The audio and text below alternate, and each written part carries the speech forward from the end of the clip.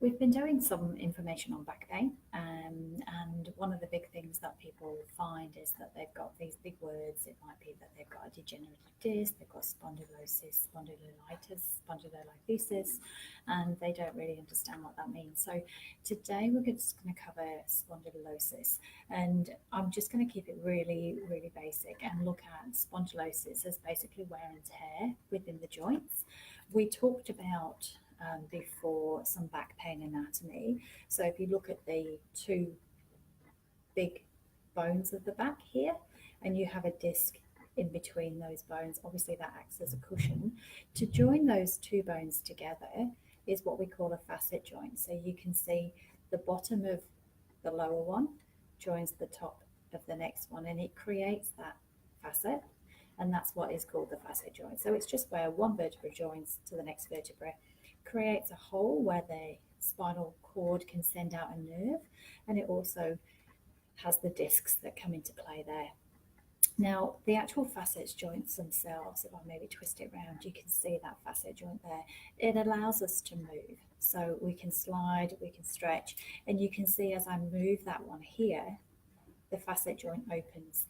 Now, the big thing about these facet joints, or the joints in the spine, is they're not meant to load bear. Their job isn't to weight bear, their job is to allow the body to move.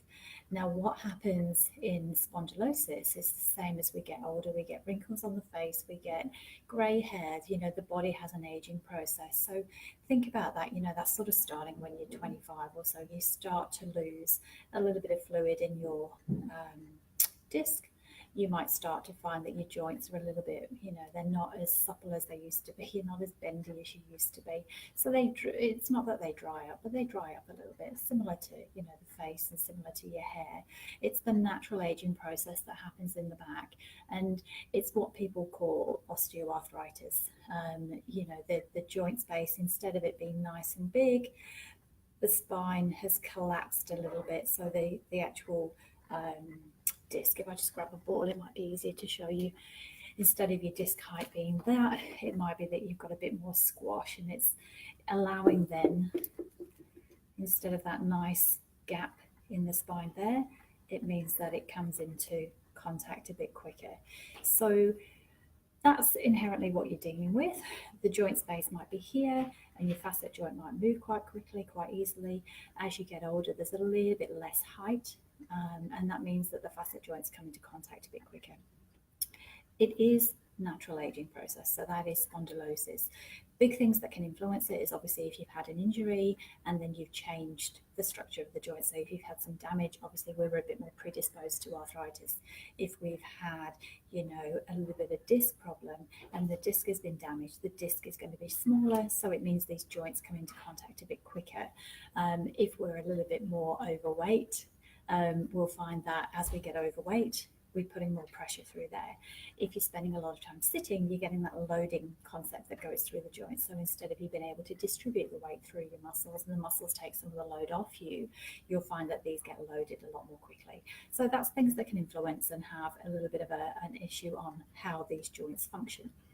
So if it is just normal, standard arthritic changes, and what's happening is these joints here and here are coming into contact because they're being loaded, you want to be doing things that offload that, okay? Now, most of us these days have horrendous posture. I can safely say, just looking around and people watching, there's really not many that have great posture. In fact, great posture is really quite abnormal these days. We all tend to be, hunched over and on phones, or we tend to be sort of using, or we tend to be sort of just all crumpled. We really don't pay a lot of attention to posture. And what we want to do is make sure that our spines, as they sit in their natural position, which is neutral, that they're offloading by having muscles that work and muscles that function. And this is the big premise around, having support around your spine. A little bit similar to an arthritic knee. The more arthritic the knee, the more load goes through it. The more weight you are, the more arthritic the knee's going to get. If you make the knee stronger, the pain should go away because the muscles support the knee. You're not relying on the joint and the ligaments. Same premise in the spine. If you have got some arthritis in here or some spondylosis in here, you want the muscles around it to support. What you don't want to be doing is squashing it even more. Okay, and that's what we find most people do. So if I just come a little bit away here, if I'm standing in a nice straight posture here and I happen to lean back, which is what most of us do in that sway, you can see that what's happening is I'm squashing those joints and it's going to hurt. Same if I'm standing and I'm pressing and really in spasm, the spasm of the muscles compresses the joint and that gives you pain. So if you are typically somebody that goes, oh, I just need to bend forward. So, you know, you've been on your feet a lot, you've been standing and your back's starting to get sore and you just lean forward and put your hands on the shopping trolley, or, you know, you want to sit down and curl. What you're then effectively doing is you've got compression, and then what you're doing is you're trying to curl and open those joints up so that they don't hurt. And that is typical for somebody who's got spondylosis. Anything that puts you into that extended position, potentially even a side bend might be an issue. If you sort of just stretch and rotate or you curl forward, what you're doing is you're taking some of the pressure off and relieving some of that pressure. So instead of the joint being bashing down, you're trying to open it. So I'm in that lean back position and my joint's there, I lean forward and I open the joint and it helps. I bend to the side and my joint's here, I lean away and I open that side. Similar thing when we rotate, we're just getting a bit of opening through the joint, and that's very typical of people who have pain. So if you have spondylosis and you're finding that if you're sitting for a long time and it's loaded, if you lean back and you're standing for a long time and it's getting really sore and it's helped by leaning forward, it could be that that's causing the issue. It's the loading, it's the compression, it's the fact that your joint is coming into contact, it's causing that irritation because its job isn't load bearing. The muscle's job is to support it, and your joints are just getting that compressive force. So what we would generally advise you to do is lean away from it to try and give the joint a bit of space, but also you obviously need to strengthen it and do stuff that is going to avoid that compressive force.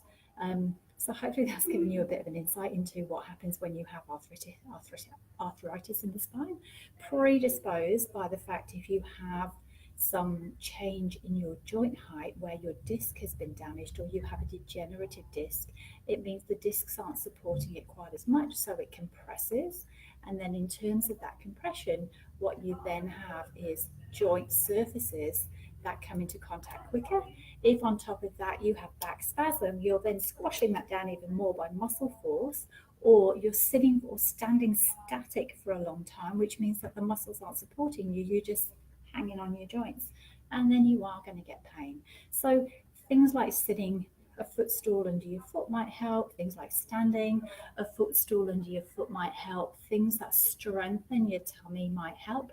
But we're talking strengthening your tummy without compression, because if you then compress, you're going to get that pain again. So it's a little bit strategic in how we manage it. It's a little bit strategic in, you know, what is actually going on. But that's the premise. Okay, so spondylosis, bit of arthritis, natural wear and tear, can be predisposed to it if you've had a disc problem or if you've had an injury, can be predisposed to it if you're a little bit heavier and you're carrying some extra weight because you're putting an extra weight element on there, but also if your muscles are then weak, you're not getting the support. And if you're in a sway back posture or in a lordotic posture, so very typical in pregnancy, but if you're in that sort of sway back lordotic posture, you're also causing that compression, and then relief is generally gained by doing some flexion.